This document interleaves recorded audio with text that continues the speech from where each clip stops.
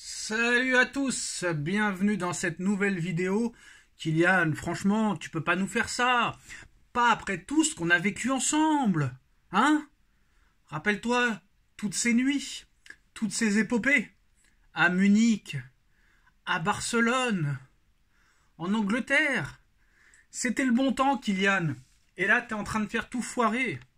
T'es en train de faire tout foirer. Honnêtement, je t'aimais bien. Mais là, franchement, tu n'es plus défendable. Honnêtement, tu n'es plus défendable. Et puis, qu'on prenne la défense de Mbappé et qu'on prenne un petit peu Enrique pour une merde, bah ça prouve encore une fois que le Paris Saint-Germain est entouré de petits footix de pacotille. Et tous ceux qui supportent Mbappé à l'heure actuelle, là, sont la scatologie du pipi caca boudin. C'est-à-dire, c'est du fanatisme. C'est du fanatisme et tu ne veux pas le bien du club. Alors moi, je sais ce que vous allez dire. T'es le premier qui défendait Mbappé, t'as toujours défendu Mbappé, nanani nana. À juste titre, j'ai défendu Mbappé parce que force est de constater qu'il nous a sauvés plus d'une fois. Mais là, très clairement, le manque de respect qu'il y a eu hier, c'est pas possible, c'est pas concevable, c'est pas acceptable. Donc voilà. Alors maintenant, on va revenir sur les propos de Luis Enrique après le match, et surtout ce qui s'est vraiment passé après le match. Parce qu'apparemment, il y a des nouvelles images qui sont apparues lors de la mi-temps et du début de deuxième mi-temps de Kylian Mbappé, qui est dans les travées des vestiaires de Monaco, des locaux de Monaco, au téléphone, plein sourire, rien à foutre de son équipe. Donc voilà. Alors est-ce qu'on exagère, est-ce qu'on en fait trop, ou est-ce qu'on n'en fait pas assez? Je ne sais pas.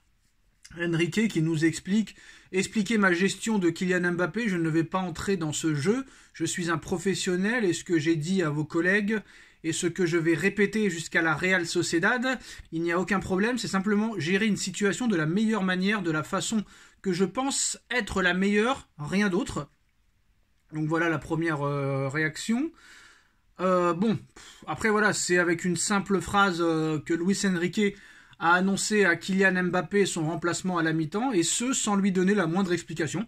Les deux hommes ne se disent que peu de mots dans leur échange ces derniers temps, comme par hasard depuis l'annonce que Mbappé s'en va. Celui de ce soir en a été la parfaite illustration. Donc voilà les premières choses. Alors, ce qui s'est passé après le match. L'entourage de Kylian Mbappé assure qu'il n'y a pas de polémique, et que le joueur est concentré sur le match contre la Real Sociedad mardi. Il se pourrait que ce soit un dirigeant du Paris Saint-Germain qui lui ait proposé de venir en tribune. Ça, j'y crois pas une seule seconde. Honnêtement, je n'y crois pas une seule seconde. Mais il y a d'autres choses intéressantes à décortiquer. Moi, franchement, pour lui faire la misère, très clairement, je pense qu'il la mérite là, c'est de le laisser sur le banc jusqu'à la fin de saison. Franchement. Élimination ou pas élimination, titre de champion de France ou pas titre de champion de France. L'amour du club va au-delà des titres, va au-delà de l'intérêt, je pense. Très clairement. Quand tu vois un mec comme Lucas Hernandez, qui bouge pas une oreille, qui a été critiqué à son arrivée, parce que, soi-disant, il était supporter de Marseille, mais quand tu vois qu'il fait son taf, quand tu vois un Ousmane Dembélé qui pose aucun problème, qui fait son taf, même s'il pourrait beaucoup plus apporter au niveau des stats, mais voilà.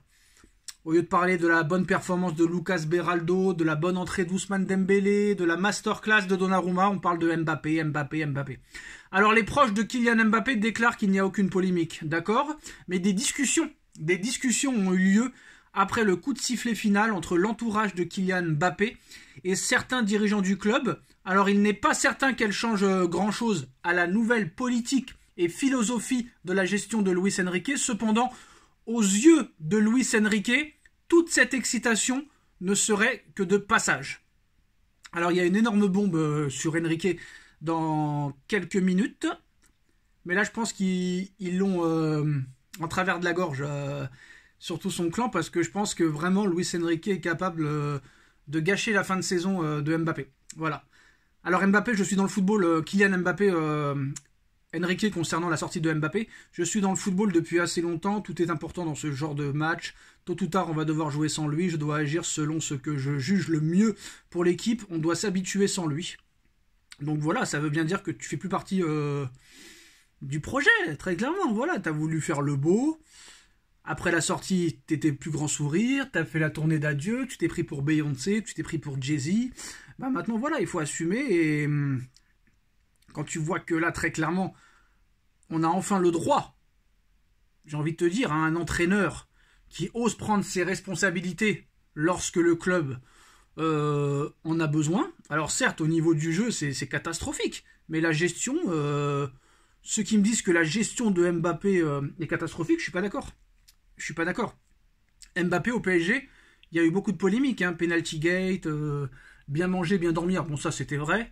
La lettre de départ, le pivot gang, veut un vote pour être capitaine, Kylian Saint-Germain, menace de départ au Real depuis des années, réclame plus de responsabilités au Paris Saint-Germain ou ailleurs, balance ton brassard de capitaine sur une sortie, va en tribune après être sorti au lieu d'aller sur le banc avec tes coéquipiers, il a promis de partir, il a promis de ne pas partir libre alors qu'il va partir libre, ses soirées en boîte de nuit avec des escortes, ses sorties, ses aventures d'un soir avec des transsexuels.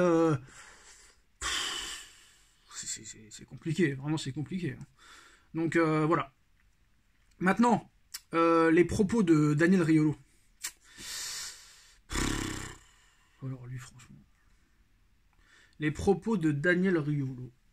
La déclaration surprenante de Monsieur Riolo, critiquant l'aspect humain de Luis Enrique. C'est une personne que je n'aime pas humainement, je ne l'aime pas. Je n'aime pas ce qu'il dégage, je ne pense pas que ce soit quelqu'un de bien. Je pense que c'est quelqu'un d'extrêmement prétentieux qui n'a pas de grande valeur humainement. J'ai l'impression que tu parles de toi-même en fait. J'ai pas souvent dit ça en 18 ans d'after, je pense que c'est un copieur et un enfant spirituel de Guardiola, comme il y en a plein. Franchement, les mots que tu as dit sur Enrique, tu peux te les dire pour toi aussi. Hein. Toi aussi, tu es quelqu'un de détestable, quelqu'un de prétentieux, qui se la raconte et tout ça. Voilà. Très clairement, on peut en dire beaucoup sur toi, mais on va pas le faire. Moi, je vais prendre la défense de Enrique. Voilà, je prends la défense de Enrique. Pourquoi? Parce que Enrique, très clairement, Enrique pense au bien du club. Très clairement. Et ne fait pas d'esclaves comme les Tuchel, les Emery, les Galtier, Pochettino et compagnie. Alors, à en croire certains consultants, c'est Luis Enrique qui n'aurait pas respecté Mbappé. Les mêmes ne trouvent rien à redire au fait qu'ils finissent le match en tribune. Bref, c'est incroyable. C'est incroyable. Moi, je choisis le camp Enrique, quoi qu'il en soit. Parce que je pense plus au bien du club qu'au bien d'un joueur. Un joueur qui nous fait la misère depuis des années. Je pars pas, je prolonge pas. Et moi, j'espère très clairement qu'il va vite se barrer, très clairement. Et la décision qui avait été prise en début de saison de le laisser sur le banc, et bah, il fallait le faire toute la saison. Et là, on aurait montré qu'on est des couilles. Parce que s'il va au Real et qu'au Real ça marche, c'est nous encore qui allons nous faire critiquer en expliquant qu'on n'est pas une institution et qu'on a merdé, alors que le Real a réussi à le gérer. Voilà. Mais allez Lucho, quoi qu'il arrive. Tchuss.